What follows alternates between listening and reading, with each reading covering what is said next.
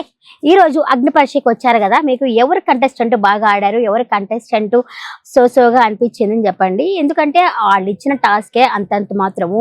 ఈ జుట్టు కట్ చేసే టాస్క్ ప్రతి ఒక్క సీజన్ లో ఉండాల్సిందేనా?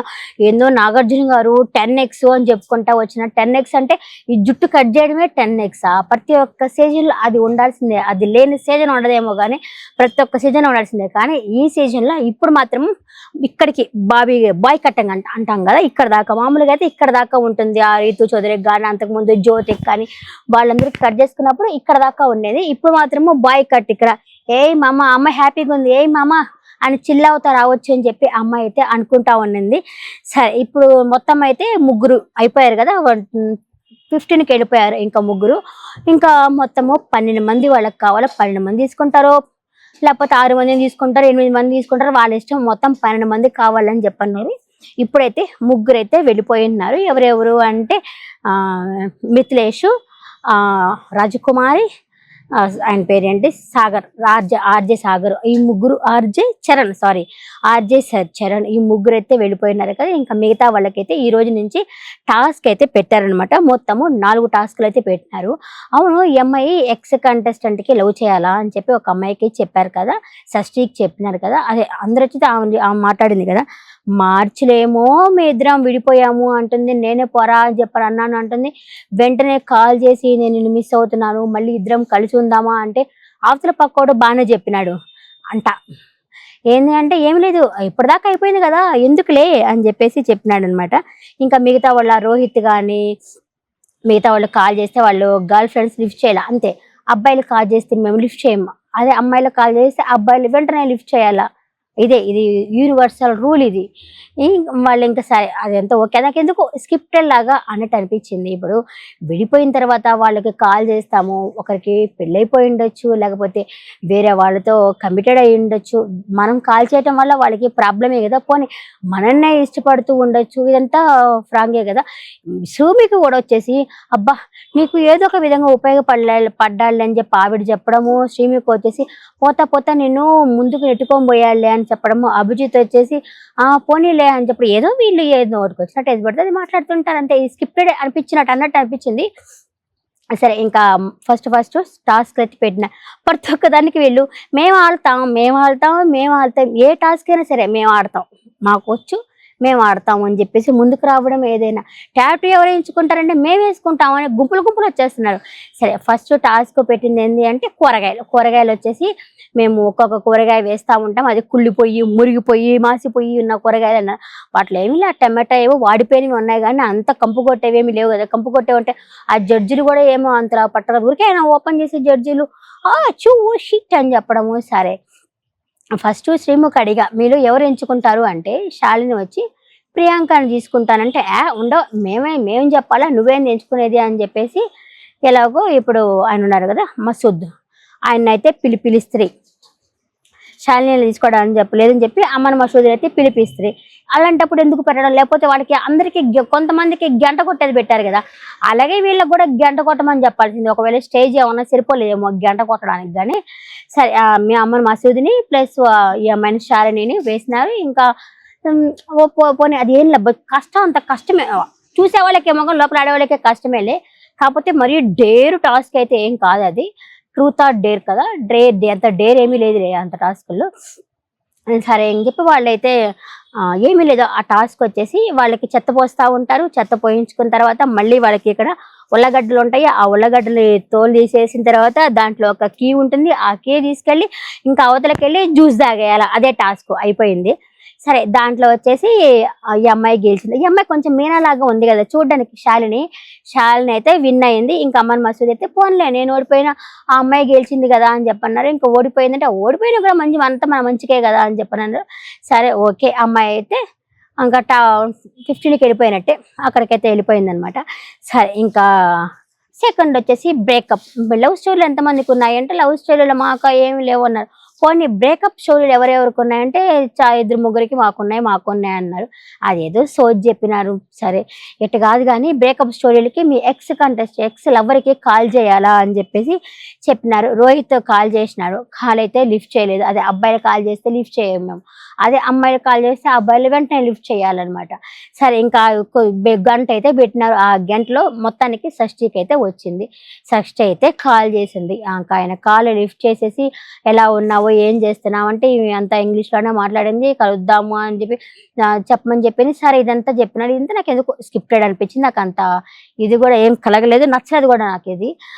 చెప్పింది. సరే అని చెప్పి ఇంక అందరూ వీళ్ళైతే మగువ మగువ అని చెప్పి సాంగ్ వేసుకోవడము. అబ్బా సూపర్ సూపర్, ఎక్స్ కంటెస్టెంట్కి కాల్ చేసామని ఈ అమ్మాయి నేను చాలా ఫీల్ అవుతున్నాను అని చెప్పటము. ఇదంతా ఓకే ఓకే. ఆ అమ్మాయి అయితే గెలిచేసింది అనమాట. కొంచెం ముందరకైతే పోయింది.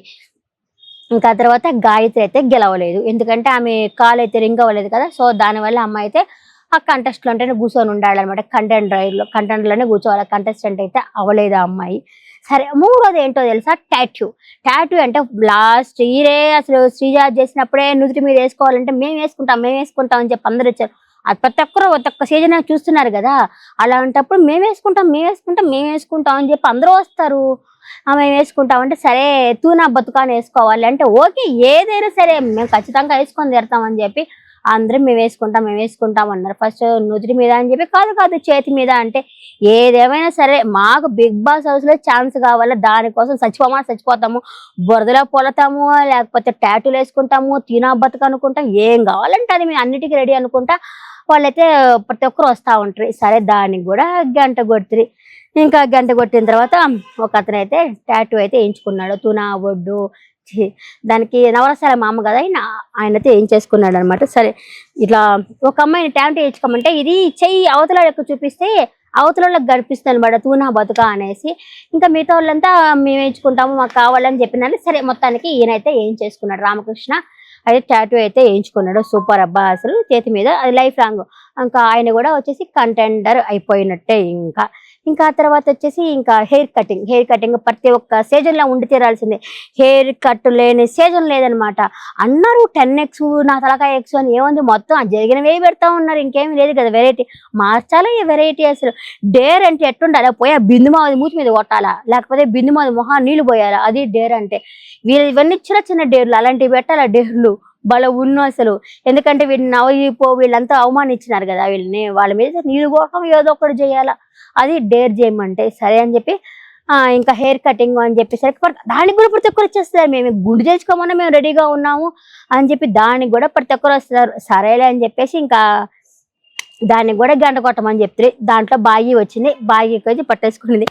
ఏమి ఆయన గుర్తుపడతాడా అంటే గుర్తుపడతాడులే అని చెప్పానండి. మా ఆయన ఎప్పుడు కట్ చేస్తా హెయిర్ అంటుంటాడు, ఇప్పుడు గుర్తుపడతాడులే అని చెప్పానండి. సరే బాగానే కట్ చేస్తున్నారు. అమ్మకి మరి ఘోరం, ఇంత మొత్తం పోయింది. వాళ్ళ అమ్మ చూసి అచ్చము నేను మా అమ్మలాగే ఉంటానని చెప్పానండి.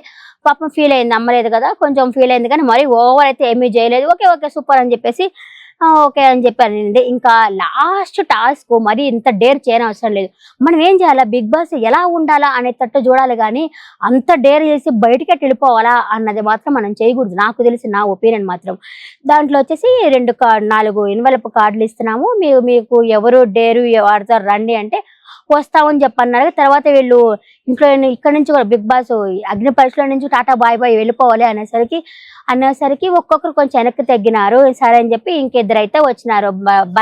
భరత్ కాదు ఆయన పేరు మర్చిపోయాను నేను. ఇంకోటి ఆయన పేరు వెంకటేష్, ఇంకొకతను వచ్చినాడు అనమాట. ఇద్దరు వచ్చినారు, పేరు మర్చిపోయాను, మీరే చూసుకోండి.